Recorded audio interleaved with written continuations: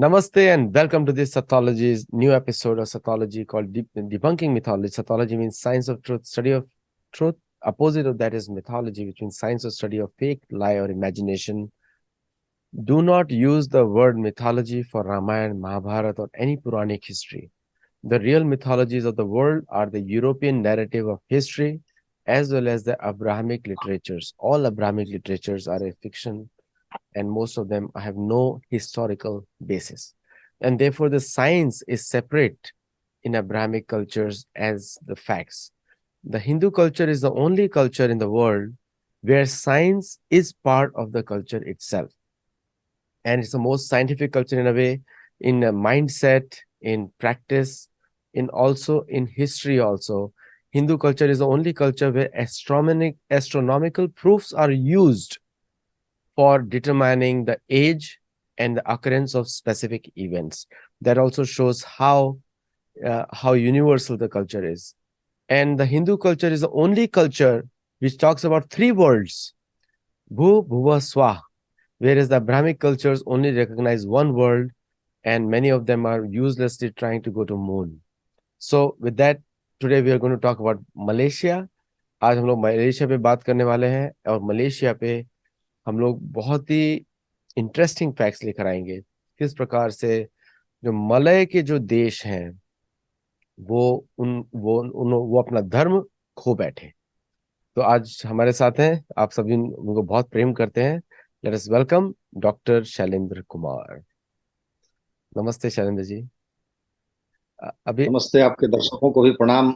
सारी दुनिया में जो आपके फैले हुए दर्शक हैं, सारे संसार में, सारे विश्व में, सबको प्रणाम। उनसे बहुत सारी टीका टिप्पणी मिलती है, उससे आनंद आता है और ऐसे ही सब जुड़े रहें। और मेरा निवेदन तो है कि हम छात्रों तक भी पहुंचें, क्योंकि जो हमारी वार्ता होती है वो छात्रों के लिए अत्यंत लाभदायी है और बहुत सुंदर है। जी। एक्चुअली क्या है कि अभी आप सतोलॉजी पर हमारे सेंसेशन बन चुके हैं। सतोलॉजी पे celebrity, YouTube celebrity Shailendra Kumar, आपके नाम पे लोग आपको कोट करते हैं, छोटे छोटे मीम्स बनने शुरू हो गए हैं। This is a sign of success. तो जो मलेशिया का इतिहास अगर हम देखते हैं, मैंने अपनी रिसर्च में मैंने लिखा था किस तरह कोलोनाइजेशन हुआ। मैंने सिर्फ मिड मिड ईस्ट मतलब मिडिल हिस्ट्री का ही पार्ट लिखा, उससे ज्यादा नहीं लिखा मैंने। बट मेरी अलग पुस्तकों में मैंने काफी रिसर्च में पढ़ा है महाभारत रामायण में कि किस प्रकार से घटोत्कच मलय देशों में ही रहता था, उसका घर था वहां पे। उसको बुलाया गया था आज के बद्रीनाथ की तरफ, जब पांडव उत्तरी दिशा में जब जा रहे थे। तो वहां से लेके आज का मलेशिया ऐसा कैसे हो गया है? तो आपकी अनुमति, सबसे पहले जगत गुरु को याद कर लेते हैं। वसुदेव सुतं देवं कंस चाणूरमर्दनम देवकी परमानंदम कृष्णं वंदे जगद्गुरु। आपने बड़ा अच्छा प्रश्न किया। आनंद जी, आपसे बात करने में इसीलिए आनंद आता है कि आप जो है इतिहास का, जो इतिहास है वहां पहुंच जाते हैं आप। इतनी पुरानी जगह पहुंच जाते हैं तो आनंद आता है। और वो तो सच्ची बात है कि उस समय है। और हम तो अभी बात कर रहे हैं जिसको आजकल बोलते हैं ना, मतलब वर्तमान युग में, कि आपके पास क्या साक्ष्य हैं, क्या सबूत हैं, क्या चिन्ह हैं। तो हम तो वहीं से आज की यात्रा शुरू कर रहे हैं ताकि समझ में आए कि हम क्या बोल रहे हैं। और इसमें दो तीन पुस्तकों का मैं बड़ा व्यापक प्रयोग करूंगा आज। और इसीलिए आज की जो का वार्तालाप है, आदित्य जी, आपको आनंद भी आएगा। और ये बहुत ही बौद्धिक इस तरह का है कि बहुत सारी जो धारणाएं हमारे देश में बनी हुई हैं मलेशिया को लेकर के, वो धारणाएं ध्वस्त हो जाएंगी। हमारे देश में दुर्भाग्य से जो कुछ कह लीजिए वामपंथी लोग हैं, और यहाँ तक कि जो संघीय समझ है, संघ की भी जो समझ है, वो मलेशिया को लेकर अत्यंत छिछली है। और छिछली भी समझ होती तो हम शायद कहते कि ठीक है। वो आपने क्या है छि, ना, आपने छिछोरी नहीं बोला। Thank you. नहीं, वो अपने आप को छल करने वाली समझ है। जैसे आप कुछ देख रहे हो और फिर भी कहें कि नहीं, ये मुझे नहीं दिख रहा है। तो इसमें दो लेखक हैं, बारबरा वॉटसन अंदाया और लियोनार्ड अंदाया। अब हो सकता है ये दंपति हो, पति पत्नी हो। और एक पुस्तक ये है, वाकाटक। और इसके लेखक जो हैं भारत के प्रसिद्ध इतिहासकार हैं डॉक्टर रमेश चंद्र मजुमदार और डॉक्टर अनंत सदाशिव अल्तेकर।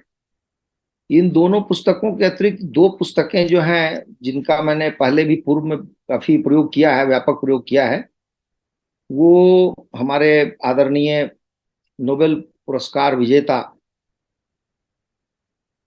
सूरज प्रसाद, विद्याधर सूरज प्रसाद नेपाल जी, उनकी दो पुस्तकें हैं, अमॉन्ग द बिलीवर्स और बियॉन्ड बिलीफ्स। ये दो पुस्तकें हैं। तो ये कुल मिला के चार पुस्तकों के आधार पर आज हमारी वार्ता होगी। तो इससे पहले कि मैं कुछ वार्ता शुरू करूं, मैं चाहूंगा कि हमारे दर्शकों को थोड़ा सा मलेशिया दिखा दें ताकि उनको समझ में आए कि हम क्या बात कर रहे हैं, और फिर हम उस जगह पे पहुंचेंगे तो हमें आसानी से बातें समझ में भी आएंगी। ये आप देखिए आदित्य जी, ये मलेशिया है और इसका जो ये मानचित्र है ये अपने आप में बहुत कुछ कहता है। बहुत कुछ कहने का तात्पर्य यहाँ मेरा यह है कि संसार में बहुत कम देश होंगे जो इस तरह बिखरे हुए रूप में होंगे। आप देख रहे हैं कि यहां से यहां इस बीच में इतनी दूरी है समुद्र की, और इसमें एक हिस्सा जो मलेशिया का है पूर्व में वो यह है, और एक हिस्सा जो है पश्चिम में यह है। और यदि मैं एक और कोई मानचित्र दिखाऊं तो उससे और भी स्पष्ट हो जाएगा कि मैं क्या कहना चाह रहा हूं। हाँ, वो ये मानचित्र है। इसको यदि आप ध्यान से देखें तो आपको लगेगा कि ये जो सारा का सारा जो श्वेत क्षेत्र है, सफेद है, ये इंडोनेशिया है, यहां से लेके यहां तक। और इस इंडोनेशिया के बीच में ये गोद में जैसे लगता है मलेशिया बैठा हुआ है, दो हिस्सों में बटा हुआ। दो बड़े बड़े द्वीप हैं इसके, बल्कि इसको द्वीप कहना ठीक नहीं है, थोड़ा थाईलैंड से लगा हुआ है, लेकिन फिर भी दो हिस्से हैं। तो ये इंडोनेशिया की गोद में बैठा हुआ। और इससे भी विचित्र बात यह है कि ये जो मलेशिया है इसका ये पूर्वी हिस्सा, इसकी गोद में ब्रुनेई बैठा हुआ है। अब आप देखेंगे, आपने शुरुआत की कि कैसे विदेशी शासन रहा इसके ऊपर और क्या परिणाम हुआ। तो एक तो जो प्रचंड परिणाम है वो यही देख रहे हैं आप। ये जो है एक इंडोनेशिया बनाया, उसके बाद मलेशिया बनाया, उसके बाद उसके अंदर छोटा सा ब्रुनेई बनाया, जबकि ऐतिहासिक रूप से हम जानते हैं कि ये पूरा क्षेत्र, इसको हम मलय क्षेत्र ही कहते हैं। और मलय जो है ये व्यापक अर्थ में प्रयोग में आता है शब्द, लेकिन इसको तोड़ तोड़ के ये इंडोनेशिया हो गया क्योंकि इसका मालिक कोई और था। मलेशिया जो है उसका मालिक क्यों कोई और था। यहाँ पे अंग्रेजों का शासन था, इस पे डच का शासन था। बाद में जब मलेशिया बना, एक कह लीजिए एक संघ बना, क्योंकि उसमें अनेक राज्यों को सम्मिलित किया गया। और यहाँ देखिए कि ये छोटा सा यहाँ सिंगापुर है। तो इतने खंड में इसको बांट दिया। जो उपनिवेशवादी तत्व थे, उपनिवेशवादी शक्तियां थी, ये उनका काम था। उन्होंने ऐसे ऐसे करके छिन्न भिन्न कर दिया, कहिए कि इस क्षेत्र को। तो आज की स्थिति क्या है? आज की स्थिति जो है बड़ी अजीबोगरीब है कि हम इसमें मैं दूसरा दिखाना चाहता हूं। ये इस पर हम ज्यादा ध्यान देंगे क्योंकि यही हमारा आज का विषय है। तो इसमें आप देखेंगे कि ये जो पश्चिम का हिस्सा है, ये हमारे, आपने जो जैसे कहा घटोत्कच आदि आदि, तो ये भारत से ये सबसे निकट का क्षेत्र है ये आपका। तो जब भारतीय यहाँ पहुंचे तो उनके लिए इसको कहा जाता है मलय, पूरे मलय क्षेत्र का, इंडोनेशिया आदि को शामिल करके, सम्मिलित करके इसको कहा जाता है, इस क्षेत्र को प्रवेश द्वार। ये भारत का प्रवेश द्वार है। भारत में चाहे दक्षिण भारत से हो चाहे उत्तर भारत से हो, जितने राजा गए या व्यापारी गए, अन्य लोग गए, वो सब यहीं आए। और यहां पर हमारे लिए रोचक जानकारी ये है कि ये जो आप समुद्र के किनारे किनारे देख रहे हैं, जितने शहर देख रहे हैं, इनमें से अधिकतर शहर जो हैं ये भारतीयों के उस समय के बसाए हुए हैं, और उस युग में और ये बाद तक यहाँ पे भारतीय बस्तियां होती थी। और ये जो बस्तियां हैं ये ऐसे करके नीचे आती हैं, फिर ये पूर्व में भी जाती हैं, यहाँ भी बस्तियां हैं। और फिर ये वाला जो आप देख रहे हैं भाग, पूर्व का जो मलेशिया का हिस्सा है, इस पूर्व भाग में भी भारतीय आए। वैसे यहाँ पर थोड़ा उनके जो अवशेष हैं थोड़े कम हैं, लेकिन यहाँ पर सबसे अच्छी जो हमारे लिए जानकारी है वो ये है कि यहाँ की अभी आज की जो सबसे बड़ी बंदरगाह है उसका नाम है विजयपुरा। तो विजयपुरा बंदरगाह से आपको अनुमान हो जाएगा कि ये भारतीय लोगों ने ही इस बंदरगाह पर अधिकार किया होगा, उसका उपयोग किया होगा और लंबे समय तक रहा होगा। तभी वो शब्द आज भी उसी रूप में प्रचलित है। तो ये मैं आपको, दूसरे भी अन्य कारण हैं इस मानचित्र को दिखाने के। एक बहुत बड़ा कारण यह है कि ये जो आप देख रहे हैं साउथ चाइना सी, ये अपने आप में बहुत बड़ी मिथ्या है। ये नाम नहीं होना चाहिए। ये संसार में हम लोगों के ऊपर ये दायित्व है कि हम लोग इस बात को कहें और पूरी शक्ति के साथ कहें, क्योंकि आप देख रहे हैं कि यहाँ कहीं भी चीन नहीं है। इधर ये मलेशिया है, इधर इंडोनेशिया है, इधर थाईलैंड है, और उधर आप ऊपर जाएंगे तो फिलीपींस आदि आदि देश हैं, उधर वियतनाम है, और ऊपर जाकर के कंबोडिया है। लेकिन ये साउथ चाइना सी कहाँ से आ गया? ये बहुत ही हाल फिलहाल की बात है जब चीन ने इस पर अपना अधिकार जताया है और यह एक नाम आ गया। अन्यथा इस नाम का कोई अर्थ नहीं, ये निरर्थक है। वस्तुतः जो आप देख रहे हैं यहाँ थाईलैंड के पास नीचे, इसका नाम है अंडमान सी। जो हमारा अंडमान निकोबार का क्षेत्र है वो लगभग ये इंडोनेशिया का जो पश्चिम का हिस्सा वहां तक पहुंचता है, और वो है। और उसके बाद ये नीचे का जो समुद्र है वो आपको हमारा हिंद महासागर जिसको कहते हैं, या भारतीय सागर कह लीजिए, या जैसे आप कहते हैं सिंधु सागर कह लीजिए, जो भी कह लीजिए, ये हमारा है। तो इसमें सबसे जो उटपटांग और कहिए कि ऑडमैन आउट कह सकते हैं, जो बेकार की चीज है, वो है आपको साउथ चाइना से। तो ये जब हमारे यहाँ से भारत से जब नावें जाती थी, नौकाएं जाती थी, या जहाज जाते थे, व्यापारी जाते थे, राजा जाते थे, तो वो सब यहाँ आते थे। और ये जो स्ट्रेट ऑफ मलाका जिसको कहते हैं, मलाका शब्द भी ठीक नहीं है, ये मलय खाड़ी होना चाहिए इसका नाम। तो इसी क्षेत्र से ये निकल के आते थे, और यहां से ये सिंगापुर का पॉइंट हो गया, और इसके ऊपर से फिर ये सारे देश जाते थे, चाहे वो वियतनाम आदि हो, और फिर चीन भी जाया करते थे। और इसी व्यापारी व्यापारी जो क्षेत्र है, या व्यापारी मार्ग कह लीजिए, समुद्री मार्ग, इसके कारण इन स्थानों का बहुत महत्व रहा है इतिहास में। और यही कारण है कि यहाँ पर समृद्धि भी आई है। और जब भारतीय यहाँ रह रहे थे तो उन्होंने यहाँ पर जो क्या क्या किया वो मैं थोड़ा विस्तार से बताऊंगा, लेकिन वे काफी समृद्ध स्थिति में थे, उनकी स्थिति काफी समृद्ध थी। और इधर आप जानते हैं कि इंडोनेशिया में और यहाँ मिल करके श्री विजय का साम्राज्य था। और श्री विजय का जो साम्राज्य है वो कहते हैं कि लगभग 7वीं शताब्दी से लेकर 14वीं शताब्दी तक यहाँ पर वो उनका साम्राज्य बना रहा है। तो ये बहुत लंबा कालखंड है, अनवरत 700 वर्षों का, जहां पर श्री विजय साम्राज्य यहाँ पर स्थित था, अवस्थित था। और उसके समय में क्या क्या हुआ उस पर हम बात करेंगे विस्तार से, लेकिन यहाँ पर हमें ये देखना है कि ये महत्वपूर्ण पक्ष है जिसको हम समझें। और ये जो दो हिस्सों में बटा हुआ मलेशिया है, इसके लिए आज की जो व्यावहारिक कठिनाइयां हैं वो बड़ी सहजता से हम समझ सकते हैं। पहली बात तो यह है कि आप देखिए कि इसमें एक ही मार्ग है, जल मार्ग, या दूसरा कह लीजिए वायु मार्ग। वायु मार्ग पर इसलिए मैं ज्यादा बल नहीं दे रहा हूं कि सबके लिए वायु मार्ग नहीं है, सबके लिए तो जल मार्ग है। सामान और वस्तुओं के व्यापार के लिए, ढोने के लिए भी जल मार्ग है। और यदि आप यहाँ से ध्यान दें तो एक जो ये राज्य है सारावाक, इसकी राजधानी है कुचिंग। और इसको यदि आप देखेंगे कि कुआलालंपुर से किसी को जाना हो तो ये दूरी हो जाती है 1600 किलोमीटर।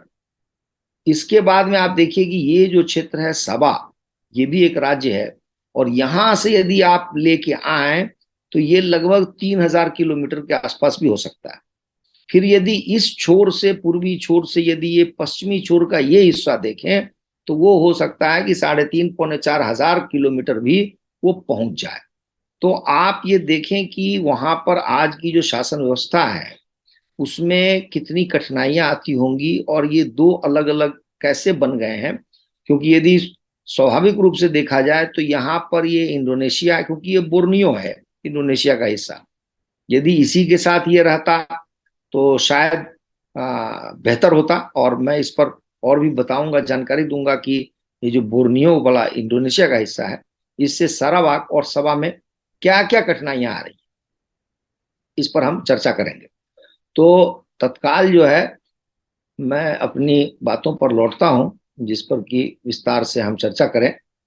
तो इतिहास हमें यह बताता है कि लगभग आज से 2800 वर्ष पूर्व, 2800 वर्ष पूर्व भारतीयों के आज का जो मलय क्षेत्र है या मलेशिया है उसको, वहां पर जो हमारे लोग स्थित थे उनकी उनकी स्मृतियां, उनके अवशेष हमें मिलने शुरू हो जाते हैं 2800 वर्षों से पहले से। और हमारे जो ये विद्वान हैं वो बताते हैं कि चौथी पांचवी शताब्दी से, यानी आज से लगभग लगा लीजिए आप 1900 साल पहले, तो व्यवस्थित रूप से हमें चीजें मिलनी शुरू आती हैं। उनके बारे में मैं थोड़ा सा विस्तार से बताऊंगा। क्योंकि यहाँ पर एक क्षेत्र है मलेशिया में, उसका नाम है केद्दा। और केद्दा बड़ा सा कह लीजिए कि क्षेत्र है और समुद्र से बहुत दूर नहीं है। तो जब भारतीय वहां गए होंगे तो आरंभ में उनकी बस्ती रही होगी, और इसलिए उस केद्दा जो क्षेत्र है वहां पे एक पहाड़ भी है जिसको केद्दा चोटी बोलते हैं। तो उसके दामन में कहते हैं कि हिंदू मंदिर के अवशेष और कुछ मूर्तियां मिली हैं, और इन्हीं के पास ईंटों से बने बौद्ध मंदिर के अवशेष भी पाए गए। यहां पर जो जो चीजें पाई गई हैं उन पर अभिलेख भी लिखे हुए हैं, और वे सारे संस्कृत में अभिलेख लिखे हुए हैं। इनका जो समय बताया गया है वो चौथी पांचवी शताब्दी का बताया गया है। उसके बाद दूसरा प्रांत उसी से लग के है, पास में ही, वहां पर भी आपको बहुत सारे अवशेष जो है मिले हैं, और यहाँ बौद्ध मंदिरों के अवशेष मिले हैं। इसी तरह से उससे आप थोड़ा सा और नीचे की तरफ आए, यानी उत्तर से दक्षिण की तरफ आए, तो पेराक राज्य है। वहां पर गरुड़ारूढ़, यानी गरुड़ पर आरूढ़ विष्णु की मूर्ति वाला एक स्वर्ण भूषण मिला है, यानी छोटा सा स्वर्णाभूषण है वो मिला है। और वो जहां मिला वहां पेड़ की जड़ के पास एक गोमेद की मुहर मिली है, और वो मुहर पे, उस पे जो लिखा हुआ है कि उस पर एक हिंदू राजकुमार श्री विष्णु वर्मा का नाम उत्कीर्ण है। यह भी पांचवी शताब्दी का ही है। इसके बाद यदि हम और नीचे की तरफ, जैसे हमने दिखाया था जो बायां हिस्सा था मलेशिया का, उसके नीचे का हिस्सा, वहां पर तट के पास, वहां पर भी बहुत सारी बस्तियां मिली हैं, के अवशेष मिले हैं हिंदुओं के और बौद्धों के, और अनेक मूर्तियां भी मिली हैं, अनेक मंदिर भी मिले हैं। और इनका भी जो समय है वो चौथी पांचवी शताब्दी के आसपास का है। सबसे अच्छी बात तो एक एक ऐसा अवशेष मिला है, अभिलेख मिला है, उसमें वो रक्त मित्रिका बोलते हैं निवासी। अभिलेख में जो वर्णन है वो है कि एक रक्त मित्रिका निवासी है, उसका नाम है महानाविक बुद्धगुप्त। ये देखिए कितने गौरव की बात है कि ये जो सज्जन है महानाविक बुद्धगुप्त है, और इसके विषय में विस्तार से वर्णन है कि महानाविक बुद्धगुप्त जब अपनी यात्रा पर निकल रहे हैं तो उससे पहले ये जो जैसे ब्राह्मण होते हैं बैठ के चर्चा करते हैं, ईश्वर से प्रार्थना करते हैं, और ये अपेक्षा करते हैं कि इनकी यात्रा सुलभ हो और ये लौट के आ जाएं, और जो भी इनके मार्ग में कंटक हो दूर हो जाए। ये कल्पना है इसमें या प्रार्थना है, इस रूप में भी आया है। तो ये महानाविक बुद्धगुप्त का मिलना हमारे लिए बड़े गौरव की बात है। इसी तरीके से व्यापार को लेकर के कहा गया है कि जितनी भी बंदरगाहें थी उस समय, वहां से भारतीय निकलते थे और वे आगे कंबोडिया, वियतनाम की तरफ जाते थे और वो व्यापार करते थे। अच्छा खासा धन उपार्जन करते होंगे उस समय, इसमें कोई दुविधा नजर नहीं आ रही है। तो एक जो स्थान है उसका नाम है नखोन श्री घमरट। ये जो श्री घमरट है वहां पर महात्मा बुद्ध की मूर्तियां मिली हैं और कुछ बस्ती मिली है, और ये ऐसा लगता है उसको देख करके कि वो पहले कोई हिंदू बस्ती रही होगी, बाद में बौद्ध बस्ती हो गई। वैसे भी आगे मैं बताऊंगा कि वहां पे हिंदू और बौद्ध धर्म में कोई ऐसा विभेद नहीं था जैसा कि आज हम लोग समझते हैं। तो एक रिपोर्ट है जिसके विषय में ये जिसमें ये लिखा हुआ है कि नखोन श्री घमरट जो मैं बता रहा हूं और पटलुम, ये दो स्थान हैं में भारतीय वंश के ब्राह्मण अब तक बचे हुए हैं। यह दुर्लभ जानकारी है कि उस जमाने से चले आ रहे हैं, उस युग से चले आ रहे हैं जो ब्राह्मण अब तक बचे हुए हैं, और उन्हें इस बात का ज्ञान है कि वे भारत से अपने पूर्वजों का मलाया प्रायद्वीप के आर पार के आगमन का एक स्थल मार्ग मानते हैं। अर्थात उनको अपने इतिहास का पता है कि उनके जो पूर्वज हैं वो भारत से आए थे और यहाँ पर रह रहे थे। तो ये वर्णन मैंने थोड़ा सा बताया कि ताकि प्राचीनता सिद्ध हो कि वो क्या था। थोड़ा सा और उसमें बताऊंगा श्री विजय के बारे में, क्योंकि वो मेरे लिए बहुत बड़ी बात है और हर भारतीय को इस बात पर गर्व होना चाहिए कि जो श्री विजय साम्राज्य है, और ये संयोग से जो मैं पढ़ने जा रहा हूँ वो अंदाया जो मैंने लेखक बताया है संभवतः ये मलेशिया के लोग ही होंगे, इसलिए हमारे लिए और भी महत्वपूर्ण है कि उन्होंने भी कितना महत्व दिया है श्री विजय साम्राज्य को। तो इसमें वो लिखते हैं कुछ बातें बहुत ही अद्भुत हैं, इसमें अद्भुत बातें। इसमें लिखते हैं कि 5वीं शताब्दी से वो लिखते हैं कि जो सामुद्रिक हमारा संबंध है भारत और मलय मलय क्षेत्र का, वो काफी बढ़ गया और भारतीय व्यापार को बहुत बल मिला, क्योंकि वो केंद्र बिंदु था। उत्तर से आप चीन जा सकते थे और जगह जा सकते थे, इधर आप भारत जा सकते थे, और भारत का प्रभाव भी उसी रूप में बढ़ा क्योंकि भारतीय बस्तियां यहाँ थीं, और ये ऐसी बस्तियां थीं जो पूरे व्यापार को कहिए कि केवल प्रेरित ही नहीं करती थी बल्कि उनकी सेवा भी करती थी। जैसे जहाज में किसी को कुछ चाहिए या सामान या वस्तु जो भी है वो सारी मदद करते थे, और भी कोई यदि आवश्यक वस्तु चाहिए होगी तो वो भी प्रदान करते थे। किनारे किनारे जो तटीय क्षेत्र के लोग थे, और जो इसमें कहते हैं कि बहुत बड़ी मात्रा में अभिलेख प्राप्त हुए हैं 7वीं और 8वीं शताब्दी के, और ये जो अभिलेख हैं चाहे उसके बगल में सुमात्रा हो या मलेशिया, ये अधिकतर जो अभिलेख हैं वो संस्कृत भाषा के हैं। वैसे कुछ प्राकृत भाषा के भी हैं कुछ, लेकिन संस्कृत भाषा में अच्छे खासे अभिलेख मिले हैं। एक जो और अच्छी जानकारी इसमें दी हुई है वो ये है कि देखिए हमारा जो व्यापार था मलय क्षेत्र से वो कितना सुसंगठित था, कितना विकसित था। तो इसमें लिखा है कि भारत और चीन के समुद्री मार्ग पर जो तकुआपा, जो एक बंदरगाह का हमने उल्लेख किया है अभी, उसमें एक मंदिर है, उसके अभिलेख से ज्ञात होता है कि तमिल व्यापारी संघ वहां था मलय क्षेत्र में, जो दक्षिण भारतीय श्रेणी से, श्रेणी यानी कि हमारे यहाँ जो व्यापारियों का संगठन था उससे जुड़ा हुआ था। और वो हमने उल्लेख किया कि इसी तरह इसी में वो उल्लेख था, वो जो नाविक बुद्धगुप्त हैं उनके विषय में जानकारी थी। उसके बाद में गुप्त शैली, हमारे भारतवर्ष में जो गुप्त वंश है, राज है, उसकी शैली में वहां पर महात्मा बुद्ध की बनी हुई मूर्ति है उसी शैली में। तो उससे हमें थोड़ा सा उत्तर भारत का भी प्रभाव पता चलता है। उत्तर भारत दक्षिण भारत दोनों का प्रभाव था वहां पर। ऐसा इन लेखकों ने लिखा है कि पूरा का पूरा जो मलय क्षेत्र है उससे हिंदुत्व या वह क्षेत्र हिंदुत्व से, हिंदू धर्म से या सनातन धर्म से, और जो बौद्ध पंथ है उनसे परिचय हुआ इनका, इस क्षेत्र का।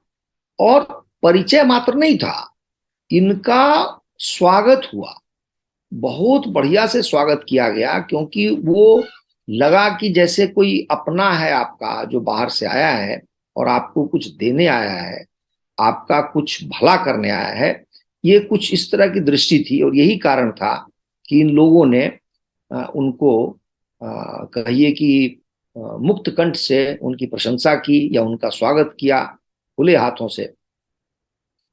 ये विशेष बात है जो मैं आगे चल के इस्लाम के संदर्भ में हमें बड़ा विपरीतार्थक लगेगा, विचित्र लगेगा। श्री विजय साम्राज्य के विषय में ये दोनों जो लेखक हैं वो लिखते हैं कि इनकी जो प्रतिष्ठा थी, उनकी प्रतिष्ठा क्यों थी, वो साम्राज्य इतने इतना प्रतिष्ठित क्यों है। तो ये इनका कहना है कि उन्होंने एक ऐसे समाज की, या ऐसे कहिए कि लोगों की ऐसी व्यवस्था बनाई, ऐसी रचना की, जिनको बड़ी ही उच्च कोटि का कहिए कि सभ्य और उच्च कोटि से संस्कृति संपन्न माना गया। अर्थात श्री विजय साम्राज्य ऐसा साम्राज्य था जो सांस्कृतिक रूप से और सभ्यता की दृष्टि से बहुत ही उच्च कोटि का था। जब मैं ये कह रहा हूं तो इसका तात्पर्य बहुत ही गहरा है। आप अनुमान लगा सकते हैं कि आज ये लेखक वहां के लिख रहे हैं तो आपको ये सहज समझ में आ रहा होगा कि उस समय वहां के क्षेत्र के लोग कैसे रहे होंगे। अवश्य ही वो पिछड़े रहे होंगे और उनको लगा होगा कि हमारे से बहुत ही आगे बढ़े हुए लोग हमारे यहाँ हैं, और ये जो सभ्यता है या संस्कृति है, इसका कहिए कि ये जो बहुत ही ऊंची ऊंची कोटि की सभ्यता संस्कृति है।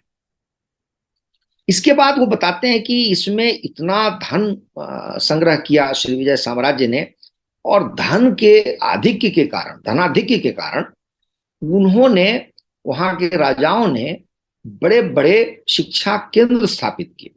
अब इससे आपको और भी अनुमान हो रहा होगा कि शिक्षा केंद्र बड़े बड़े स्थापित किए, इसका मतलब है, अर्थ है कि बड़ी संख्या में छात्र भी होंगे, बड़ी संख्या में शिक्षक भी होंगे, या जिनको हम आप गुरुकुल भी कह सकते हैं, इस तरह की शिक्षा प्राप्त होती होगी, तभी वो अभिलेख लिखे जाते होंगे। और संस्कृत बहुत ही व्यापक रूप से प्रयुक्त भाषा थी, शिक्षा में शिक्षितों की भाषा थी। एक चीनी स्रोत का इन्होंने उदाहरण दिया है, संदर्भ दिया है, जिसमें इन्होंने बताया है कि जो चीनी यात्री है या वो जो जानकार व्यक्ति है, वो लिखता है कि बड़े ही ज्ञानी गणितज्ञ, मतलब बड़े बड़े गणितज्ञ जो है, ये भारतीय शिक्षा केंद्रों में मिलते थे, उन्हें उनको देखा था। और उनके लिए विस्मयकारी घटना क्या थी कि ये जो भारतीय थे गणितज्ञ, बड़ी सहजता से सूर्य और चंद्र ग्रहण की गणना कर लेते थे, बड़ी सहजता से बता देते थे कि अब सूर्य ग्रहण आने वाला है, अब चंद्र ग्रहण आने वाला है। इन लेखकों का मानना है कि फिर भी सबसे बड़ा जो उनका एक कहिए कि योगदान है श्री विजय साम्राज्य का, और उस साम्राज्य में शिक्षा और ज्ञान की स्थिति को लेकर के, वो क्या है, और वो कहते हैं कि इसका आधार क्या हो सकता है, क्यों श्री विजय साम्राज्य में शिक्षा का इतना प्रसार था, इतना महत्व था। तो वो हमारे लिए फिर एक गौरव की बात है कि उनका मानना है कि इसके पीछे धर्म का बल था। जो ये सनातन धर्म है, उस धर्म के कारण ही वो शिक्षा पर बल दे रहे थे, और शिक्षा बिना धर्म के वहां पर संभव नहीं थी, ऐसा इनका मानना है। और ये कह रहे हैं कि उनका लगातार निरंतर संपर्क और संबंध ये बने रहते थे भारत के शिक्षा केंद्रों से भी। ये हमारे लिए इसलिए महत्वपूर्ण है कि कई बार, और संभव है आप भी बाद में पूछें, जैसे आपने कई बार पूछा कि समाधान क्या है, तो इसमें समाधान है। जब तक दुनिया के, विश्व के अलग अलग क्षेत्र भारत के केंद्रों से जुड़े रहे हैं, तब तक सनातन सबल रहा है। जैसे नाभिनाल काट दिया जाता है, एक माँ से बच्चा पैदा होता है, जन्म लेता है, तो नाभिनाल काटा जाता है, उसको काटने पर ही वहां के हमारे जो हिंदू थे, सनातनी थे, वे दुर्बल पड़ गए। इसलिए ये बड़ा प्रत्यक्ष प्रमाण है श्री विजय साम्राज्य का कि देखिए वहां पर केवल राजकाज ही नहीं हो रहा है, वो हर बात के लिए, हर चीज के लिए भारत जो मुख्य भूमि है उससे जुड़े हुए हैं। शिक्षा संस्थान से जुड़े हुए हैं, व्यापारी समाज से जुड़ा हुआ है। इसी तरह कला का क्षेत्र होगा, उसी तरह से अन्य क्षेत्र होंगे, सब एक दूसरे से जुड़े हुए हैं। वो कोई निर्वात में मलेशिया नहीं है या वहां का साम्राज्य नहीं है, शून्य में नहीं है, वो विभक्त नहीं है, भारत से संपृक्त है। आगे और भी स्पष्ट होगा कि एक चीनी यात्री है जो 671 में लिखता है कि उसने एक साथ 1000 बौद्ध भिक्षुओं को देखा, और ये जो बौद्ध भिक्षु हैं ये भी पढ़े लिखे लोग होते थे। और ये भी लिखा है इन्होंने कि उनके स्क्रिप्चर्स वगैरह आदि हैं, और जिन जिन स्थानों से बहुत कुछ जो जानकारी मिली है उन स्थानों का भी वर्णन है। अंत में लिखते हैं दोनों लेखक कि जितना धन संग्रह किया था श्री विजय साम्राज्य ने, उस धन संग्रह से वे मलय क्षेत्र से बाहर भी बड़े बड़े कार्य में पैसे लगाते थे। उदाहरण स्वरूप उन्होंने बताया है कि एक राजा ऐसा था जिसने कैंटन जो है, जिसको आज हम चीन का क्षेत्र कहते हैं, यानी कि हांगकांग के आसपास का क्षेत्र, वहां पर जो चीनी जो एक पंथ है जिसको हम टाओ बोलते हैं या ताओ बोलते हैं, उसके लिए मंदिर बनवाया। और आपको ये जानकारी होगी कि चीन में जो भी पंथ है वो सब सनातन धर्म, हिंदू धर्म का ही हिस्सा है, वो उससे अलग नहीं है, उससे ही बना हुआ है। और इसीलिए मुझे लगता है कि श्री विजय साम्राज्य को प्रसन्नता हुई होगी इस तरह के मंदिर बनवाने की। दूसरी जो बड़ी बात इन्होंने लिखी है कि एक नालंदा में, जो आज बिहार में है भारत में, उस नालंदा में कोई एक बौद्ध पंथ का कोई एक चैत्य या कुछ विहार रहा होगा, वो शायद टूट फूट गया हो या कुछ बात हो गई होगी, तो इसका पुनर्निर्माण श्री विजय साम्राज्य ने करवाया। देखिए अपने आप में कितनी बड़ी बात है कि कोई राजा है जो मलय क्षेत्र में है, लेकिन उसको न केवल बिहार के बारे में पता है, ज्ञान है वहां क्या हो रहा है, बल्कि उसको यह भी ज्ञान है कि वहां पर का एक विहार क्षतिग्रस्त हो गया है या वो दुर्बल हो गया है, तो उसका पुनरुद्धार किया जाए, पुनर्निर्माण किया जाए, और वो व्यक्ति ये काम करता है।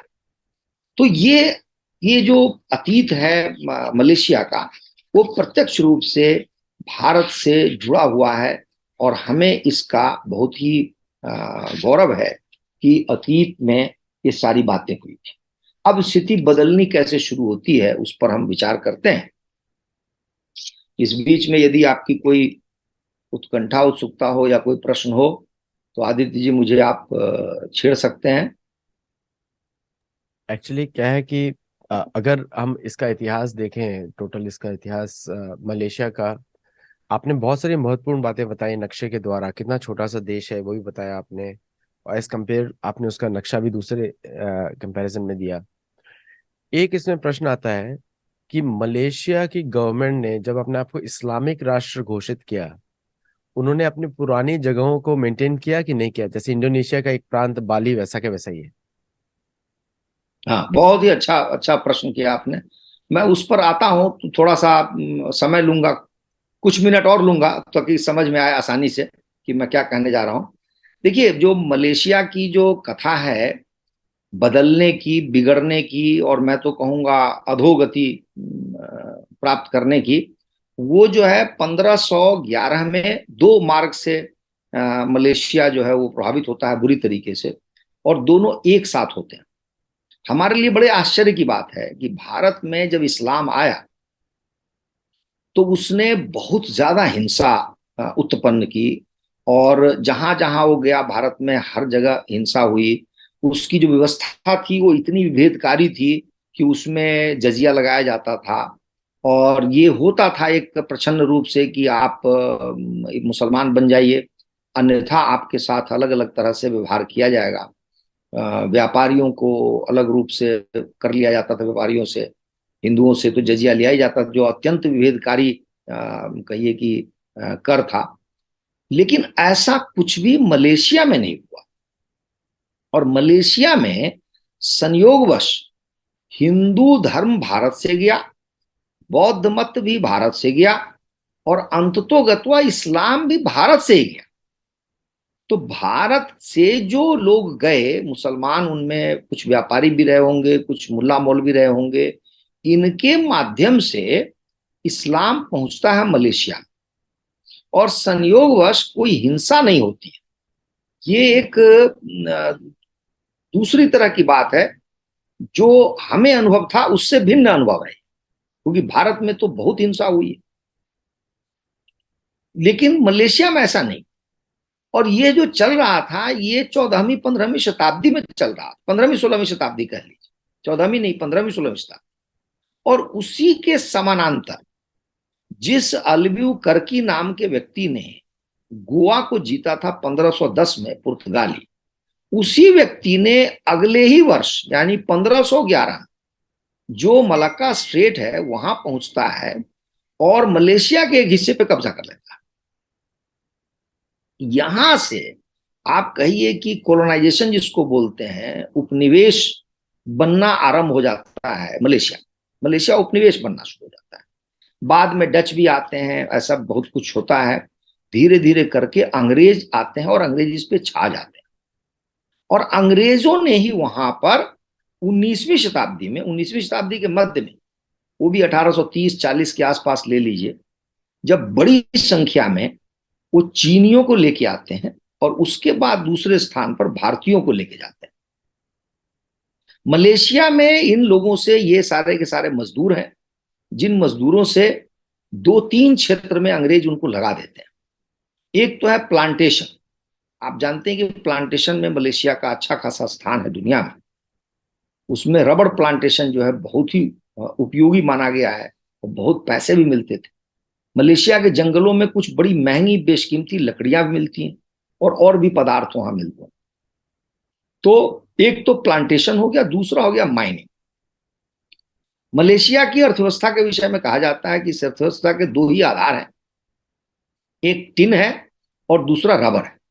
तो रबर और टिन मिला करके अंग्रेजों ने अच्छी खासी माइनिंग करवाई और अच्छा खासा प्लांटेशन करवाया, और वो दुनिया के दूसरे दूसरे हिस्सों में वो बेचने लगे।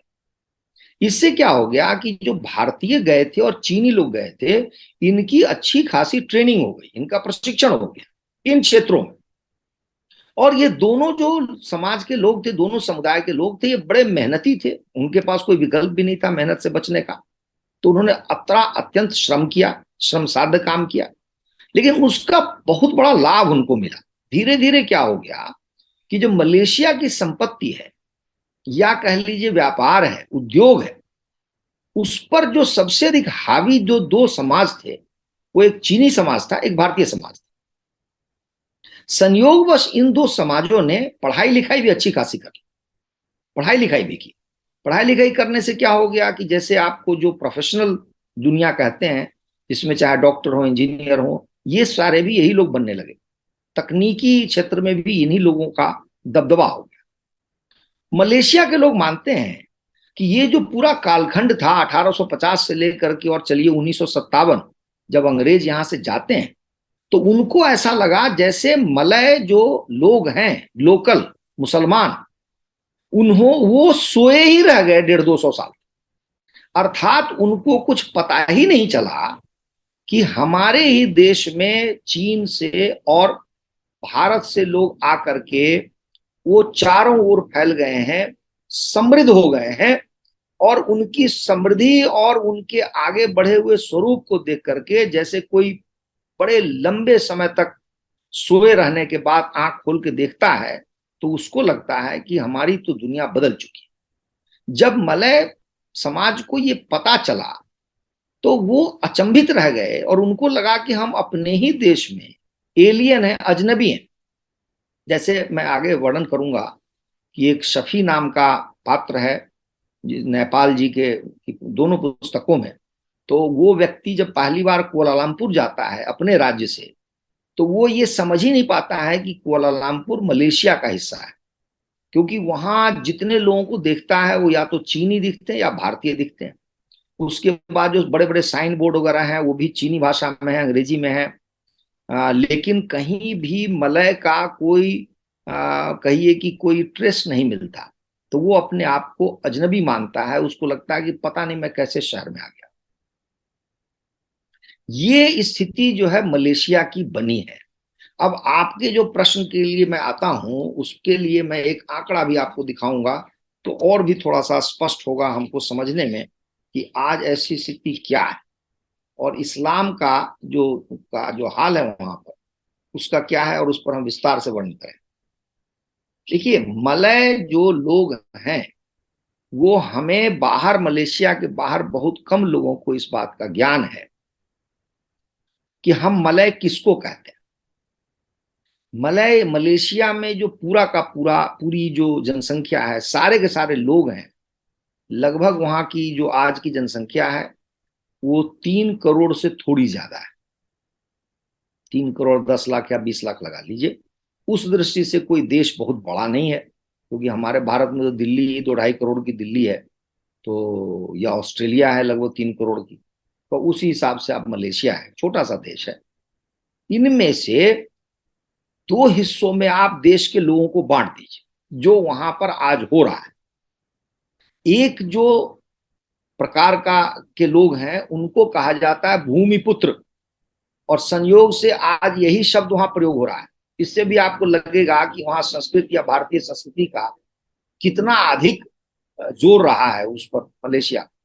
तो आज मलेशिया दो हिस्सों में बटा हुआ है। एक का नाम है भूमिपुत्र, दूसरे का नाम है जो भूमिपुत्र नहीं है, अर्थात जो बाहरी है।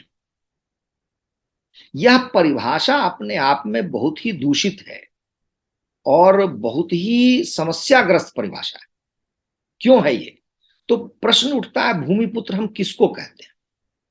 दूसरे शब्दों में भूमिपुत्र मलेशिया में उनको माना जाता है जो बहुत सालों से वहां रह रहे हैं। और भूमिपुत्रों में जो सबसे बड़ा जो समाज है वो है मलय का। अब मलय नाम दिया हुआ अपने आप में यह भी एक समस्या है। आप किसी मलय समाज के नाम पर देश बनाते हैं, लेकिन उस देश में तो और लोग रह रहे हैं ना। वो बेचारे कभी अपने आप को मलय कैसे कह सकते? जैसे मैं उदाहरण के लिए सोचता हूं कि जर्मनी में सभी जर्मन है, लेकिन आप जानते होंगे कि सभी जर्मन नहीं है। तो वो भी एक अपने आप में अजीबोगरीब स्थिति है कि जर्मन तो कोई जाति होती थी। हम उसको हूण भी कहते हैं, तो वही लोग जर्मन है ना, बाकी लोग तो जर्मन नहीं। वैसे ही मलेशिया में ये जो शब्द का खेल है वो अपने आप में बड़ा महत्वपूर्ण है। मलेशिया में वो बाकी किसी को भी शेष को मलय नहीं माना जाता। तो मलय अपने आप में एक पारिभाषिक शब्दावली, वैधानिक शब्द, विधि सम्मत शब्द। मलय शब्द का अर्थ होता है कि वह व्यक्ति जो मलय भाषा बोलता हो, मलय रीति रिवाज को मानता हो और मुसलमान हो। इसका अर्थ यह हुआ कि यदि आप मलय भाषा बोलते भी हो, मलय की रीति रिवाज को मानते भी हो, परंतु आप मुसलमान नहीं है, तो आप मलय नहीं। ये विचित्र सी स्थिति है और इसी का परिणाम है कि मलेशिया बहुत ही दयनीय और संकटग्रस्त स्थिति में है आज, जिसका ज्ञान शेष संसार को कम है। अब आप देखिए कि ये जो मलय कहने वाले जाने जाने वाले लोग हैं, ये पूरे मलेशिया में 50.7% थे, यानी कि ठीक आधे थे 1991। आज ये बढ़ के 2010 का जो हमारे पास वो है आंकड़ा है, 2010 में ये बढ़ के हो गए 54.6, अर्थात लगभग 4 कहिए कि प्रतिशत अंक इनमें बढ़ोतरी होती है 91 से लेकर के 2010 के बीच में। ये अपने आप में बहुत बड़ी बढ़ोतरी है। और ये बढ़ोतरी होती है किसकी कीमत पर? तो चीनियों और भारतीयों की कीमत पर। मैं उसमें भी आंकड़े दिखा रहा हूं कि चीनी 1991 में होते थे 27.5%, 2010 में घट के हो गए 24.6 पर। भारतीय होते थे 1991 में 7.8, जो 2010 में घट के हो गए 7.3। तो पहली बात हमें यह जाननी चाहिए कि ऐसा कौन सा तत्व है जिसके कारण मलय की जो है जनसंख्या या उसका अनुपात बढ़ रहा है, परंतु चीनी और भारतीय समाज की जो जनसंख्या है वो घट रही। इसका प्रधान कारण, इसके प्रधान कहिए कि 2-3 कारण है, लेकिन मुख्य सारे कारण जो है इस्लाम से जुड़े हुए।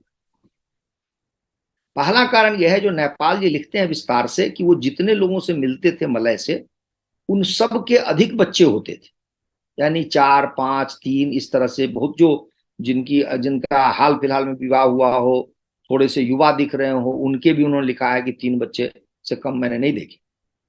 तो एक तो जो जन्म वृद्धि दर है इस्लाम में, मुसलमानों में, वो अधिक है। लेकिन ये फिर भी छोटा कारण है। बड़ा कारण क्या है?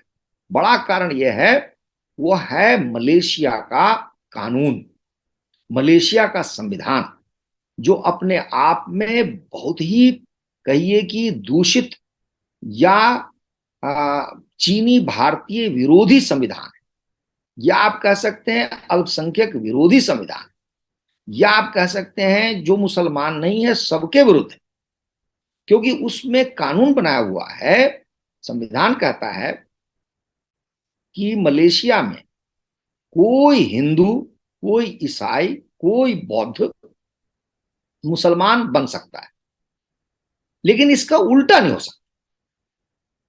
तात्पर्य है कि कोई जो मलय मुसलमान है, वो चाह भी ले तो हिंदू नहीं बन सकता, वो चाह भी ले तो ईसाई नहीं बन सकता, बौद्ध नहीं बन सकता, कुछ भी नहीं बन सकता। उसको मुसलमान ही रहना है, क्योंकि वो मुसलमान के रूप में उसका जन्म हुआ। और भी जो इसमें गड़बड़ झाला है वो यह है कि वो इस्लाम छोड़ भी नहीं सकता। 1 मिनट के लिए भूल जाइए कि वो हिंदू बनना चाहता है या ईसाई बनना चाहता है। इसको यदि हम परे हटा दें, तो यदि वो ये कहता है कि मैं मुसलमान नहीं रहना चाहता, संविधान उसको इस बात की भी अनुमति नहीं देती। अगला कारण यह है कि आप कल्पना कीजिए कि एक मुसलमान मलय, लड़का हो या लड़की, उसका विवाह किसी भारतीय से, हिंदू से, किसी ईसाई से, या किसी बौद्ध से, किसी टाओ से, किसी भी और धर्म मजहब पंथ के व्यक्ति से हो जाता है, तो विवाह होते ही क्या होगा, वो व्यक्ति जो है, चाहे पुरुष या महिला है, वो मलय मुसलमान हो जाए, और उसके बच्चे अपने आप ही मलय मुसलमान हो जाए। तो ये जो कानून है अपने आप में इतना विभेदकारी कानून है, इतना अजीबोगरीब कानून है कि आप इसके विषय में जितना अधिक जानेंगे, आप अपना सर पीटेंगे, सर धुनेंगे, आपको समझ में नहीं आएगा कि ऐसा क्यों बनाया गया। ऐसा बनाया इसलिए गया है कि मलेशिया एक अपने आप में इस्लामी देश है, और तुर्की में भी कुछ इसी तरह का कानून है कि तुर्की में ये संविधान के हिसाब से व्यवस्था बनाई गई है कि या तो कोई व्यक्ति तुर्की में रहने वाला मुसलमान है, या ईसाई है, या यहूदी है, चौथा कोई प्रकार नहीं है। और किसी भी मुसलमान को यह कहने का अधिकार नहीं है कि वो मुसलमान नहीं है।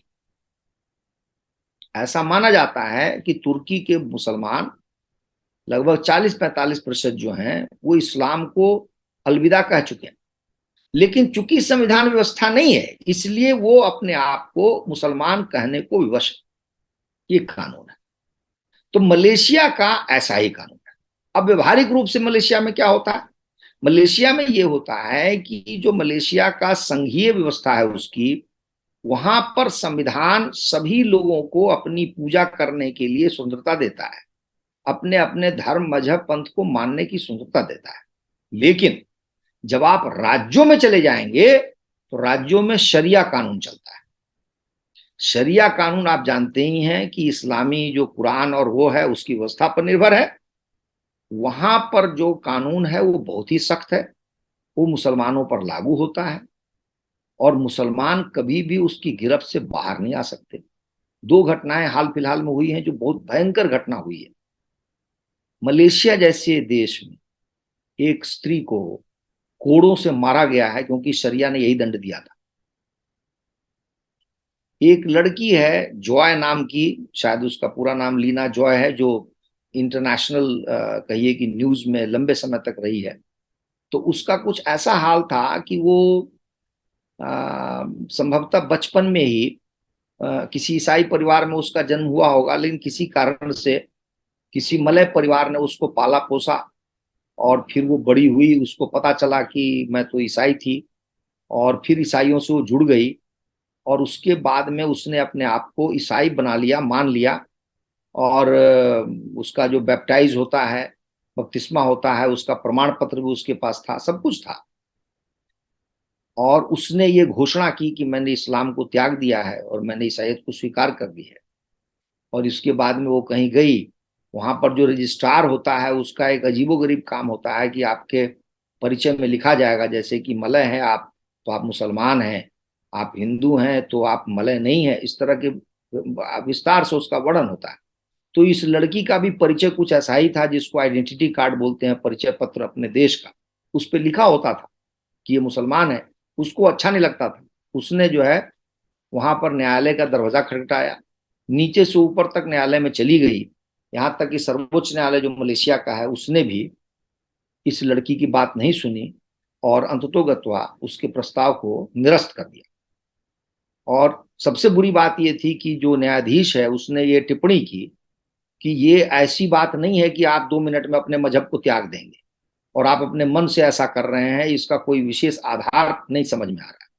अब प्रश्न उठता है कि कोई भी क्या आधार देगा, किसी न्यायालय को क्या बताएगा? इससे बड़ा और प्रमाण क्या हो सकता है कि जब कोई व्यक्ति चीख चीख के कह रहा हो कि मैं मुसलमान नहीं हूं, जबरन आपने जबरदस्ती अपने इस्लाम में रखा हुआ है मुझे। तो ये आदित्य जी आज वहां पर जो स्थिति है वो बड़ी ही दयनीय स्थिति है। और इस दयनीय स्थिति के कारण ये क्या हो रहा है कि सीधे सीधे हिंदुओं की कीमत पर, ईसाइयों की कीमत पर, बौद्धों की कीमत पर, या अगर सिख थोड़े से हैं उनकी कीमत पर, शेष सभी समाजों की कीमत पर इस्लाम वहां पर सरकारी रूप से फैलाया जा रहा है। ये सरकार कर रही है। और इसके पीछे का जो बड़ा कारण है वह यह है कि अन्य जो इस्लामी देश होते हैं उन्हीं उसी तरह से मलेशिया में लोकतंत्र का घोर अभाव। एक दो बातें मैं आपके सामने रखूंगा, चीजें स्पष्ट हो जाएंगी। 1957 में मलेशिया स्वतंत्र होता है। 1963 में ये संघ बनता है जिसमें मैंने जो दो हिस्से दिखाए हैं उनके राज्य इसमें मिलते हैं, जबकि जो सिंगापुर है वो भी मिल जाता है। लेकिन 1965 में सिंगापुर वहां से अलग हो जाता है। तो ये जो मैंने सरावाक और सबा जो दाहिने हाथ में जो मैंने दिखाया, वो जो राज्य हैं उनका वो मिल जाते हैं।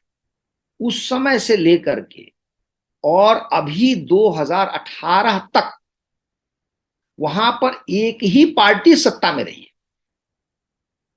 और उस पार्टी में उसको कहते हैं, कई पार्टियों का वो एक हिसाब से गठबंधन है जिसकी सरकार वहां चलती रही निरंतर, उसमें कोई बदलाव नहीं आया। ये जो दोनों लेखक हैं वो लेखक द्वय कहते हैं कि शायद संसार में लॉन्गेस्ट सर्विंग कोई पार्टी होगी जो दीर्घ काल से शासन कर रही होगी, वो यही एक पार्टी करती है। उस पार्टी में जो सबसे बड़ी पार्टी, उस गठबंधन में सबसे बड़ी पार्टी है वो इस्लामी पार्टी। उसका नाम ही है मलय मुस्लिम ऑर्गेनाइजेशन, ऐसा कुछ नाम है उसमें। तो वो उसका हिस्सा है, वो उसमें राज करती है। और नतीजा ये है कि वो जो इस्लामी जो पाथ है, जो रास्ता है, उस रास्ते को वो कोई पार्टी छोड़ती नहीं। और वहां पर लोकतंत्र का कोई कहिए कि मतलब नहीं, क्योंकि वहां मलेशिया में विपक्ष होता ही नहीं। जो मैं पार्टी कर रहा था उसका नाम है यूनाइटेड मलय नेशनल ऑर्गेनाइजेशन। तो जो अधिकांश मलय मुसलमान हैं वे इस पार्टी को सपोर्ट करते हैं, समर्थन देते हैं। कुछ जो समर्थक हैं वो चीनी भी हैं और भारतीय भी हैं। और मुझे ऐसा लगता है कि चीनी भारतीयों के पास कोई विकल्प नहीं बचता है कि वो बेचारे कहाँ जाए। यदि आप विपक्ष में हैं तो आप समझिए आप पिट जाएंगे। विपक्ष के पास में कोई अधिकार नहीं है, जैसे भारत में या अन्य लोकतांत्रिक देशों में होता है कि आप अपनी आवाज उठा सकते हैं, आप अपनी बात रख सकते हैं, कहीं पे विरोध जता सकते हैं। इन सारी बातों की संभावना जो है मलेशिया में न्यूनतम। अक्सर वहां के जो विपक्ष का कोई नेता होता है उसको दंड दिया जाता है, उसको जेल भेजा जाता है, उसको यातना दी जाती है। और जो ये प्रेस और आदि आदि या सभा करने की, धरना देने की स्वतंत्रता है, ये बहुत ही कम है, बहुत कम। तो परिणाम यह है, और उसका कारण यह है कि जो योजना आयोग है वहां, जो चुनाव आयोग है, जैसे हमारे यहाँ चुनाव आयोग है, जो चुनाव की निष्पक्षता को सुनिश्चित करता है, वह भी वहां पे बहुत दुर्बल है। क्योंकि चुनाव आयोग बनाने वाले भी सरकार के लोग भी होते हैं और अपने हिसाब से उसको बनाते हैं। वो स्वयं ही तय कर देंगे कि कौन सा प्रत्याशी चुनाव लड़ सकता है, नहीं लड़ सकता है, उसका कुछ न कुछ ऐसा बना देंगे कि सामने वाला दुर्बल हो जाए। तो वहां आप समझिए कि एक पार्टी की सरकार रही है 2018 तक। 2018 में उसमें बदलाव आया, दूसरी जो विपक्ष का कहिए कि कोई एक गठबंधन था वो जीत गया। लेकिन थोड़े ही दिनों में ये हालत हो गई कि फिर से जो मूल पार्टी थी यूनाइटेड, जो जो मलय ऑर्गेनाइजेशन है, ये फिर उस विपक्षी वाले पार्टी में चली गई जो जिसकी विजय हुई थी, और फिर से आज उसी की सरकार। जब मैं आपसे बात कर रहा हूं तो वहां पर जो प्रधानमंत्री है उसका नाम है अनवर इब्राहिम, इब्राहिम अनवर। और ये जो इब्राहिम अनवर है इसके विषय में हम थोड़ा सा और उल्लेख करेंगे अलग से, क्योंकि नेपाल जी ने इनका उल्लेख किया है। जब वो 1978-79 में मलेशिया गए थे, 1998 में गए थे, तब भी ये जो व्यक्ति है ये कहिए कि युवा वर्गों में काफी लोकप्रिय था, क्योंकि ये इस्लाम का प्रचार करता था। आप समझ लीजिए कैसा व्यक्ति था, इस्लाम का प्रचार करता था। और उसी कारण से ये राजनीति में प्रवेश किया। और उस युग में 1982 के आसपास, 81 में ये उप मंत्री बना था और प्रधानमंत्री के साथ होता था। तो बड़ा ही महत्वपूर्ण व्यक्ति बना है राजनीति में।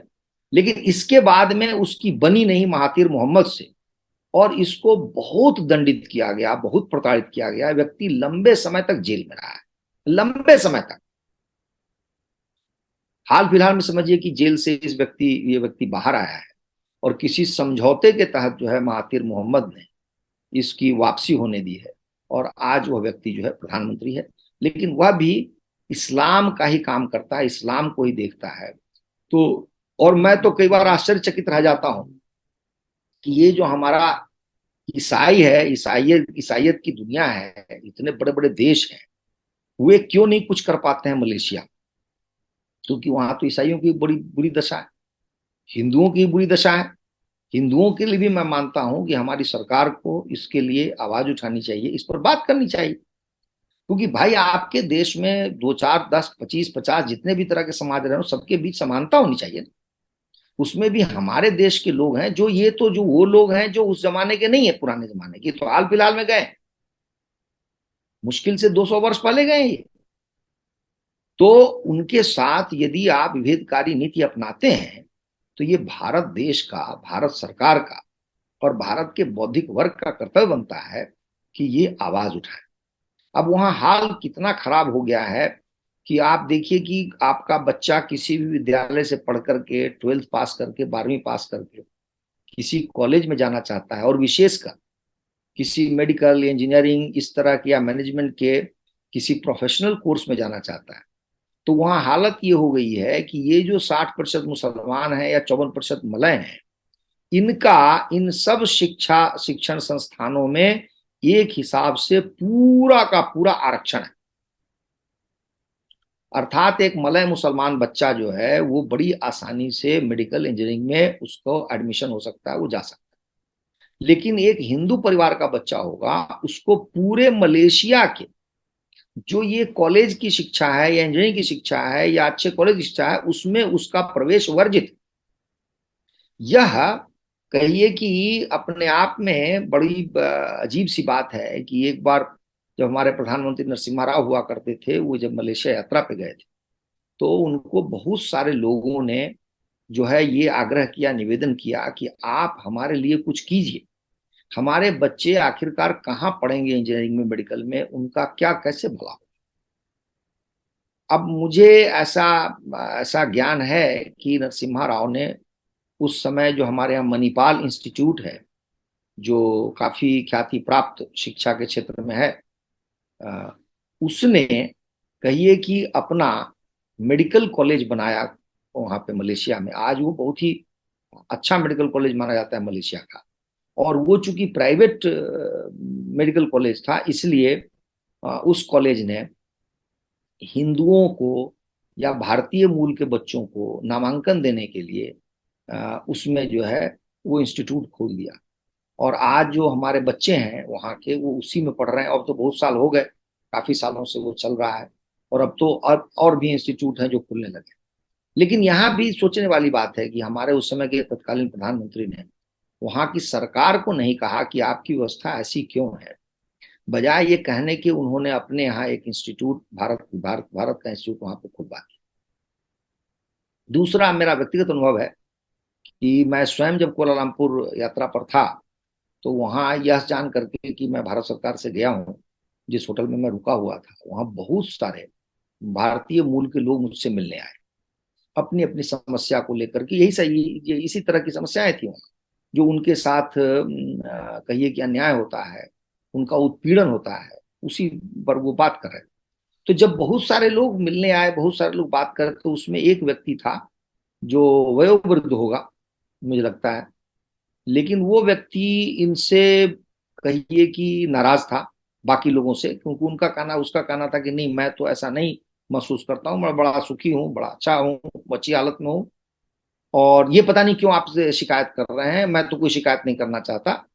तो शेष जो लोग थे उन्होंने मुझे बताया कि ये भारतीय है अवश्य, लेकिन इसने एक मलय मुसलमान लड़की से विवाह किया था और उसके बाद से ये मलय मुसलमान हो गया है, और इसलिए इसको सारी सुविधाएं प्राप्त। अब यहां ये देखिए कि जो एक बार मलय मुसलमान कोई हो गया, तो वो समझिए सबसे बड़े लाभ की स्थिति में है मलेशिया। क्यों? राजनीति में उसका वर्चस्व है, सेना में उसका वर्चस्व है, पुलिस में उसका वर्चस्व है, प्रशासन में उसका वर्चस्व है, और एक रूप से मैंने बताया जैसे शिक्षा में भी, वहां भी उसका वर्चस्व। तो आपको यदि नौकरी पानी है या आपको कुछ और करना है, तो ये सब बड़ी आसानी से हो जाए। नेपाल जी जिस होटल में ठहरे थे, उन्होंने पहले ही दिन या दूसरे दिन किसी अखबार में खबर पढ़ी, तो वो दंग रह गए वो पढ़ के, कि उसमें लिखा था कि कोई कंपनी है जिसका शेयर खरीदने के लिए मलय मुसलमानों को लोन दिया जा रहा है। अब आप देखिए कितनी विभेदकारी बात है कि कंपनी में शेयर खरीदने के लिए सरकार लोन देती है मलय मुसलमान। तो मलेशिया में जो इस्लामी शासन व्यवस्था है, उसका एकमात्र उद्देश्य ये है कि वहां के मुसलमानों को कैसे कितना आगे बढ़ा के और उसको चीनी जो लोग हैं उनके समकक्ष कर दें या भारतीय लोग हैं उनके समकक्ष कर दें। इसके लिए चाहे जैसी भी नीति अपनानी हो, उनको इसमें कोई लज्जा नहीं है, कोई शर्म नहीं है, कोई उनको परेशानी नहीं। और इसीलिए मैं मानता हूं कि मलेशिया आज बहुत ही अजीबोगरीब स्थिति में फंसा हुआ देश है, जहां पर विकास जो है बहुत ही कहिए कि जिसको कहते हैं ना, मैंने एक साइड में चल रहा है विकास, हर साइड में नहीं चल रहा है। और इसका सबसे बड़ा जो प्रमाण है कि क्यों मलेशिया आने वाले समय में ध्वस्त हो जाएगा या कहिए कि बर्बादी की कगार पर पहुंच जाएगा, उसका कारण यह है कि इतने छोटे से देश में, मुश्किल से जिसकी जनसंख्या 3 करोड़ के आसपास, उसमें आप अनुमान लगा सकते हैं कि बौद्धिक लोग कितने होंगे, प्रोफेशनल्स कितने होंगे। 50 लाख हो सकते हैं, 40 लाख हो सकते हैं। आपको आश्चर्य होगा जान करके कि 2014 के आसपास तक का मेरे पास आंकड़ा है, 20 लाख 20 लाख ऐसे लोग जिनको आप इंटेलेक्चुअल्स कहिए, स्किल्ड कहिए, वो 2014 के आसपास तक मलेशिया को त्याग चुके थे, मलेशिया छोड़ करके वो बाहर जा चुके। आज एक और ही स्थिति और भी गंभीर हो गई है इस रूप में कि आप जानते हैं पूरे विश्व में आज एक्स मुस्लिम मूवमेंट चल रहा है, क्योंकि ये जो नया ज्ञान का प्रसार हुआ है उसमें एक मुसलमान को यह ज्ञात हो जाता है कुरान में क्या लिखा हुआ है। मुसलमान जो लड़कियां हैं उनको इस बात की जानकारी हो जाती है, जो जानकारी उन्हें पहले नहीं होती थी। इसमें वो प्रश्न करने लगते हैं, फिर उनके सामने एक ऐसा समय आता है जब इससे वो ऊब जाते हैं और वो मानते हैं कि जब तक हम मुसलमान रहेंगे तब तक हमारी प्रगति नहीं होगी, चाहे वो बुर्के के कारण हो या अन्य अनेक कारण है इस्लाम में। लेकिन मलेशिया की स्थिति ये है कि कोई वहां एक्स मुस्लिम हो ही नहीं सकता, अर्थात कोई मुसलमान जो है वो इस्लाम से अलग हो ही नहीं सकता, क्योंकि उसके लिए केवल और केवल दंड है। वहां शरिया कोर्ट का जाल बिछा हुआ है। तो विचित्र सी स्थिति क्या बन गई है वहां पर, वो ये बन गई है कि उनके पास में दो ही रास्ते, फिर भी एक्स मुस्लिम अच्छी बड़ी संख्या में मलेशिया में बन रहे हैं जैसे अन्यत्र बन रहे हैं, क्योंकि आप तो रोक नहीं सकते हैं इस मीडिया को, सोशल मीडिया को, इससे आने वाली चीजों को आप कहीं पर कन्फाइन नहीं कर सकते, कहीं पर रोक के नहीं रख सकते। तो हो ये रहा है कि जो एक्स मुस्लिम अपने आप को इस योग्य मानता है कि जो मलेशिया की सीमा को पार करके बाहर जा सकता है, वो पहला काम करता है, मलेशिया छोड़ देता है। दूसरे ऐसे एक्स मुस्लिम जो ऐसा करने में समर्थ नहीं है, तो वे क्या करते हैं, जिसको बार बार मैंने देखा है, बोलते हैं डबल लाइफ्स, दोहरा जीवन जीना शुरू करते हैं। समाज को दिखाने के लिए जो इस्लामी रीति रिवाज है उसको सामाजिक रूप से दिखाने के लिए उसको फॉलो करते हैं, उसको मानते हैं, लेकिन हृदय से उसको नहीं मानते और अपना छद्म नाम रख करके जो आपके जो सोशल मीडिया है उसमें एक दूसरे से एक्स मुस्लिम संपर्क करते हैं और अपनी जिंदगी जीते हैं। लेकिन यह जिंदगी कितनी दमघोटू है, कितनी विषाक्त है, इसकी आप कल्पना कर सकते। उसी प्रकार से कोई व्यक्ति है जो हिंदू धर्मावलंबी है, यदि उसको मुसलमान लड़का या लड़की से उसको प्रेम हो गया है तो उसके पास में ये विकल्प ही नहीं है कि वो उसको हिंदू बना दे। लेकिन हर व्यक्ति ये मानने को तैयार नहीं होता है कि उसको मुसलमान होना है, तो वहां पर संबंध विच्छेद की स्थिति होती है, विवाह करने से लोगों को डर लगता है और अजीबो गरीब सामाजिक समस्या वहां उत्पन्न हो गई है। अजीबो गरीब सामाजिक समस्या, हर व्यक्ति डरा हुआ है, उसको समझ में नहीं आ रहा है कि वो अपना जीवन कैसे जिए, क्योंकि कानून की जो बाहें हैं वो बड़ी लंबी हैं और बड़ी गहरी हैं। संविधान भी वैसा ही है, कानून वैसा ही है, शरिया कोर्ट का जाल भी वैसा ही भयंकर है। तो आज मलेशिया किसी कहिए कि किसी भी ऐसी स्थिति में नहीं है जिसकी आप प्रशंसा कर सकते हैं, सराहना कर सकते हैं, सिवाय इसके कि उसने थोड़ा धन कमाया है। और धन कमाने का भी कारण जो है कुछ और है, ऐसा नहीं है कि मलय लोगों ने श्रम किया है। जो श्रम है वो चीनियों का है, भारतीयों का है, और इन लोगों ने उनके श्रम के आधार पर जो इनका धन बनता है उसका गलत रूप से वितरण करवाया, और इस दूषित वितरण के कारण जो मलय को जो है धन प्राप्त हो रहा है। लेकिन ये धन प्राप्त होने की भी सीमा है, क्योंकि मलेशिया का जो कहिए कि उसकी जलवायु है, उसका वातावरण है, उस पर बहुत प्रभाव पड़ा है इस तरह के विकास का। क्योंकि कहते हैं कि बड़ी मात्रा में जंगल की सफाई हो गई है, जंगल घट गया है। जो और भी जो तटीय जंगल होते हैं जिसको मैनग्रोव कहते हैं, उनमें तो कहते हैं कहीं कहीं पे 1/3 नष्ट हो चुका है। और ये प्लांटेशन, ये टिन की माइनिंग, और वहां पर तेल भी होता है, ये पेट्रोल डीजल भी होता है। तो मलेशिया को थोड़ा सा संपन्न बनाने में वहां पेट्रोल डीजल ने भी मदद की है। और जितना वहां पे पेट्रोलियम उत्पादन है वो लगभग मलेशिया के की खपत के बराबर होता है या थोड़ा अधिक ही होता है। तो इसका अर्थ यह है कि जैसे भारत जैसे देश में आप ले लीजिए कि 150 बिलियन डॉलर से अधिक का हम पेट्रोल आयात करते हैं, तो मलेशिया की स्थिति में क्या उसको आयात नहीं करना पड़ता। दूसरा है कि उसके पास में जो माइनिंग आदि आदि हैं उनको भी वो बेचते हैं। लेकिन ऐसा कोई काम नहीं किया है आधुनिक कहिए कि तकनीक के क्षेत्र में, जिसको आप कह सकते हैं कि मलेशिया ने अपने अपना बौद्धिक विकास किया। और मैं स्वयं इसका साक्षी हूं कि जब मैं वहां गया था तो मुझे कहीं भी ऐसा नहीं लगा, उसके किसी इंस्टीट्यूट में ऐसा नहीं लगा कि बौद्धिक रूप से वे समृद्ध हैं या बौद्धिक रूप से उन्नत हैं। और जो भी मैंने देखा वो मुझे बल्कि बहुत अच्छा ही नहीं लगा।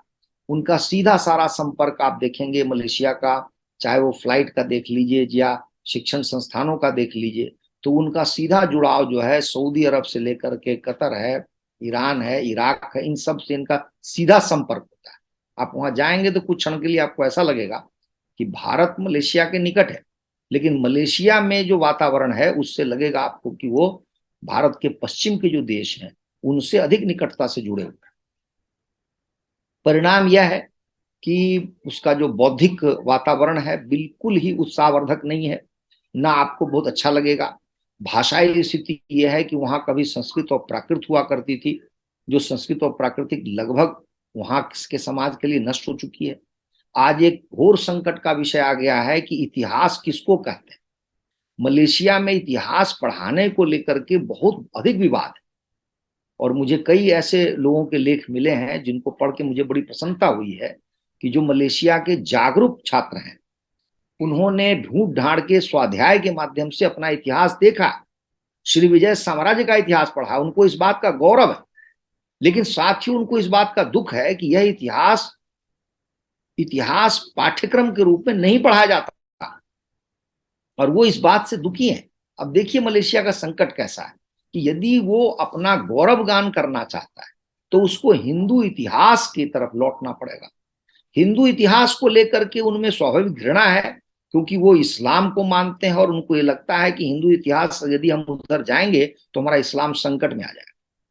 नेपाल जी बड़े अच्छे शब्दों का प्रयोग करते हैं, वो कहते हैं कि आज भी मलेशिया के लोग आधे मुसलमान हैं। आधे मुसलमान वो यूं यूं कहते हैं कि आज भी मलेशिया का जो ग्रामीण क्षेत्र है उस ग्रामीण क्षेत्र में जो शादी ब्याह या अन्य बहुत सारी चीजें होती हैं वो सब हिंदू समाज में जो परंपरा चल रही थी उसी परंपरा के अनुरूप होती है, और ये मुसलमानों को, मुल्ला मौलवी को बिल्कुल अच्छा नहीं लगता। अब ये कैंप लगा के उनको नमाज पढ़ाना, उनको ये करना वो करना सिखा रहे हैं। हाँ, शहर में ये जरूर हालत हो गई है कि इस्लाम का जो जो जो स्थिति है वो गहरी है, क्योंकि यहाँ मस्जिदें बहुत हैं, मुल्ला मौलवी हैं, उनकी उपस्थिति है, उनको बताया जाता है इस्लाम क्या है। इसीलिए नेपाल जी ने स्वयं लिखा कि अब आपको अरब की जो पोशाक है वो बड़ी ही सामान्य पोशाक के रूप में मिल जाएगी मलेशिया में। महिलाएं अधिकतर आपको हिजाब और बुर्के में मिल जाएंगी। स्कूल कॉलेज में जो मुसलमान पढ़ते हैं अनिवार्य रूप से उनको कुरान पढ़ना ही पढ़ना है, वो भी अरबी में पढ़ना है। और अरबी भाषा की इतनी मांग हो गई है वहां पर कि वो तो कहते हैं कि हमारी राष्ट्रीय भाषा अरबी होनी चाहिए। वैसे व्यवहार में अंग्रेजी का प्रचलन है, जैसे भारत में अंग्रेजों का शासन था वैसे मलेशिया में था। एक मिनट के लिए आप ध्यान से सोचिए कि एक ऐसा विचित्र देश जिसके अतीत में कुछ और था, आज कुछ और है, आज वो कई भाषाओं की मार से पिटा हुआ देश है। उस देश ने अपनी जो लिपि थी उसको त्याग दिया, क्योंकि लिपि हमेशा भारतीय लिपि वहां चलती थी। वहां केवल देवनागरी लिपि नहीं चलती थी, देवनागरी लिपि से पहले जितनी हमारी लिपियां थी उनकी भी अलग अलग शैलियां वहां पे उपलब्ध थी, और व्यापक पैमाने पर लोग उनका प्रयोग करते थे। तो उन सारी लिपियों को इन्होंने एक हिसाब से समाप्त कर दिया, नष्ट कर दिया। और आज अंग्रेजी, अरबी और अंग्रेजी लिपि में लिखी जाने वाली मलय भाषा, इन तीन भाषाओं के आप कहिए कि चारों ओर इनकी सभ्यता या इनकी संस्कृति घूम रही है। इनके साथ साथ जो चीनी समाज है वो अपने बच्चों को मंदारिन में पढ़ाता है, और भारतीय समाज में जो बहुसंख्यक हैं वे तमिल हैं, उनके लिए तमिल विद्यालय चलते हैं और तमिल भाषा में पढ़ते हैं उनके बच्चे। तो इस तरीके से आप कहिए कि एक राष्ट्रीय स्तर पर कोई एक भाषा नहीं है जो पूरे देश को जोड़ती भी हो, क्योंकि मलय भाषा जो है माध्यमिक स्तर पे उसको पढ़ाया जाता है, प्राथमिक स्तर पे अनिवार्य नहीं है। तो ये सारी समस्याएं हैं, और मैं कई बार ये सोच के दंग रहता हूं कि ये जो देश है वो कितना बदल गया, और वो समझिए कि जो भी उसकी उपलब्धि थी उसको नष्ट कर दिया है। और शब्द अभी भी हमारे संस्कृत शब्द प्रछन्न रूप में प्रयुक्त हो रहे हैं। क्योंकि मैं एक वीडियो देख रहा था एक्स मुस्लिम का, तो वो बार बार बोल रहा था जना या शुरगा, जना या शुरगा। तो सुनने वाले ने उससे पूछा कि भाई तुम क्या बोल रहे हो, जना क्या होता है, शुरगा क्या होता है? तो बोला जना हम लोग मलय में जन्नत को कहते हैं, छोटा शब्द कर दिया। और शुरगा जो है वो स्वर्ग को कहते हैं। तो वो मुझे तुरंत समझ में आ गया कि अच्छा ये स्वर्ग से ही बना है शुरगा। तो इस तरह से वो शब्द तो है उनके पास, वो अनेक रूप में, हम उसको पहचान पाए नहीं पहचान पाए उसमें विलंब हो सकता है। जैसे वहां पर जो राजधानी है, और मैं गया था कुआलालंपुर, तो उस समय नई एक राजधानी बन रही थी जहाँ नई संसद आदि बन रही थी। उसका भी कुछ राया करके नाम रखा हुआ है। और बहुत सारे ऐसे शब्द आपको वहां पर अभी भी मिल जाएंगे। लेकिन वस्तुतः उन्होंने अपना अतीत गंवा दिया है, और उसी के साथ साथ अपनी सभ्यता और संस्कृति को मिटा दिया है। और वही कारण है कि आज ये कहीं के भी नहीं है। और इनका तब तक पुनरुद्धार नहीं होगा, तब तक इनका कहिए कि विकास नहीं होगा, तब तक ये सभ्य नहीं कहे जाएंगे, जब तक कि ये फिर से सनातन की तरफ नहीं लौटते हैं। और मुझे इनके सामने कोई विकल्प नहीं दिखता है। आदित्य जी।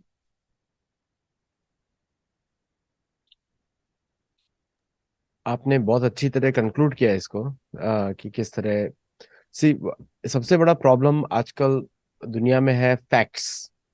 वो सत्य के सबसे बड़ी प्रॉब्लम है। सत्य को ढूंढने के लिए आपको लेंस चाहिए, उसके बाद 50 पुस्तकें पढ़नी पड़ेंगी, और उसके बाद आपको सत्य मिलता है। हम्म। आप जो काम कर रहे हैं, और हमारे चैनल पे इतने सारे जो गेस्ट आते हैं शोज पे, हम सभी का एक ही कार्य है कि जो सत्य को सही तरीके से दिखाया जाए।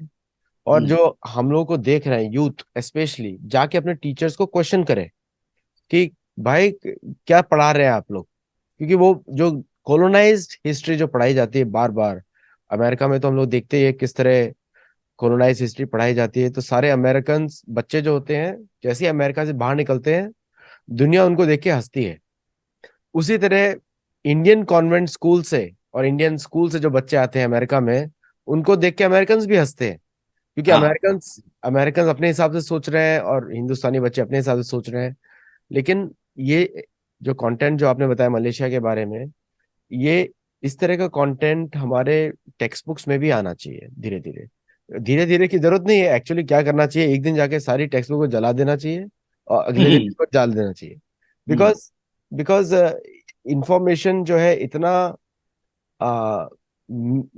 प्रोपागेंडाइज्ड हो चुका है अमेरिका में या वेस्ट में, कि everything is used for a political objective और इकोनॉमिक हम्म। ऑब्जेक्टिव।